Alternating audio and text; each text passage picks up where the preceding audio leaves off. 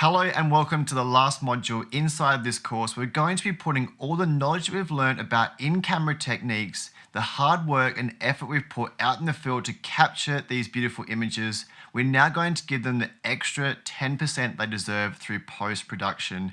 I'm going to be using Adobe Lightroom, but I'm going to keep it very generic. So whatever software you are using, you can follow along step by step with me. Now, also included inside this course are all the raw files that I'm going to be using inside this module. Some images that we've caught out in the field throughout this course, and some images that I previously captured from all around the world. Make sure to go ahead and download all those raw files so you can follow me step by step. But whenever I make an adjustment inside the slider room in Adobe Lightroom, just remember whatever software you are using to edit your images, it's basically going to do exactly the same result, no matter what software you are using. Let's get right into the first couple of lessons about learning our post-production softwares and how to go ahead and edit those images. Hello and welcome to this lesson where we're going to be having a general overview of what we expect to do inside of this module about learning post-production. We're going to jump straight into the computer now and look at Adobe Lightroom and some features inside this that you should understand. So the first one I want to make sure in any of our editing software is to import the raw images that we need to download. So inside Adobe Lightroom, we want to make sure down the bottom left-hand corner, we click Import. And now we want to go and find the source folder that we've downloaded these raw files that are included inside this course. Now for me, it's just under landscape course, but I've already imported these images. So this would show up with a little tick box at the top corner, and we want to make sure to import that image. In Adobe Lightroom, you're going to see on the left-hand side all the images that we can expect to go through and edit inside this module, also numbered. Now just a quick overview, at the top here we've got a panel, and also on the left hand side and right hand side we've got panels. The top panel is the major panels we want to look at, so library, develop module, maps. Inside this course we're going to look at just the library and just the develop module. So a library is basically a booklet that we can go through and keep all our images saved, and if we had 2, 3, 4,000 images to edit through here, they would be found all in here. Now also you can see I've got a main folder here, and these are called subfolders. Now I can go through and make a secondary subfolder inside of this. So I can just click this image, there's a little plus arrow just here, I can click on that and it's going to say add subfolder. And we can just write here, new subfolder, and you're going to see once I create that, it's going to drop down under the exposed to the right. So we can go through and make this very broad, and I've got this for all the countries I've traveled to, and also you can go through lenses or whatever you need to go through here. It's a very good module inside of Adobe Lightroom, and this is why I highly love Adobe Lightroom. On the right hand side here, it goes through all the information, what we call metadata. Metadata is basically simply known as the information stored inside of the camera. So we can go here through and capture date, capture time, dimensions, so the pixels of the image, the focal length, the exposure, aperture.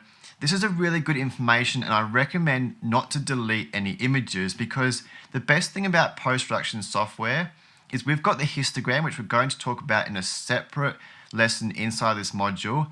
But once we make a mistake inside of out in the field capturing the image, when we get into post-production, we want to keep this, because if this wasn't exposed to the right enough as we spoke about inside this course, we could go through here and see the exposure might be 5 seconds, and you know next time that you have to increase the exposure for your camera.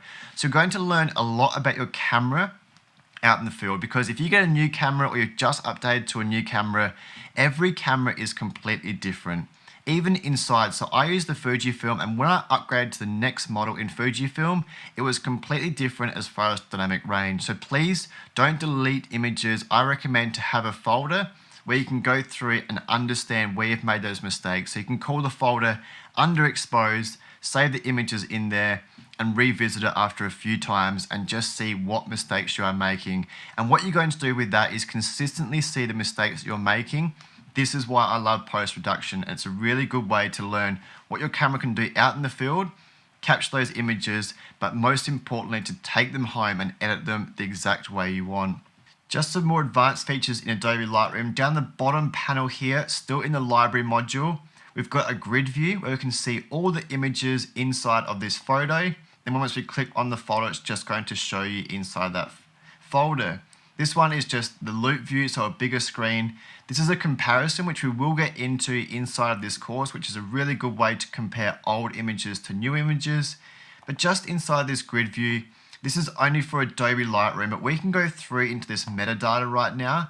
And what you can do is sort out images that are taken with certain lenses. So if you go away for a 2-week, 3-week trip and you take 3 lenses away and you want to find what lenses you are most using, we can see here, XF 10 to 24mm, so my wide angle lens, I've used the most in here. But if I click on that, it's just going to show me those images for that particular lens, which is a really good way to break down and see what you are using also once again. Once again, this is perfect if you have 2,000-3,000 images because you're going to have a bigger pool of images here. You can also go through attributes. Attributes are down here. You can give it a flag rating, a star rating, or a color rating. So what we could do here, if we have an exposure bracket image, which we're going to have right here, this is an exposure bracket which we learned inside of this course. I could give this one a red, this one a red, and also this one a yellow maybe. And what I'm going to do is just go through into the attributes, and I can just go up here and just select color.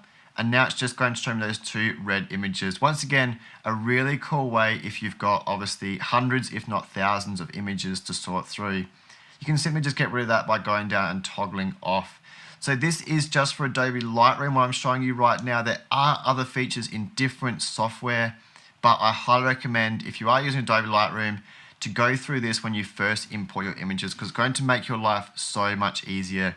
But now I want to move on to the next 2 lessons where I want to break down global adjustments versus local adjustments. This is very important, and this is where we're finally getting into understanding what we can do out in the field to bring it home into post-production to get the most out of our landscape images.